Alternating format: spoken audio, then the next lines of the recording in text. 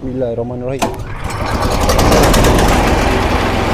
Okey, konten saya kemarin abang dah nampak saya review enjin Senchi ni. Ini hari saya dah masuk, dah pasang dah enjin ni dekat road cutter ni. Road cutter lama, cuma dia pakai enjin baru.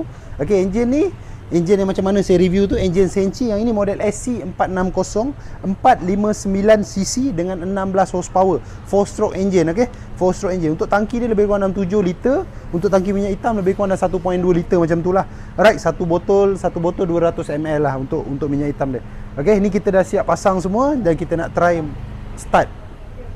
Kita on switch yang pertama. Right, kita on switch. Kita tolak cok, kita pastikan minyak dalam keadaan on. Okey, kita tolak cok, pastikan throttle naik sikit. Alright, naikkan throttle sikit. Cuma masa start jaga kaki. Bawah ni dia punya pisau bawah ni pusing. Jadi masa start jaga kaki. Bismillahirrahmanirrahim.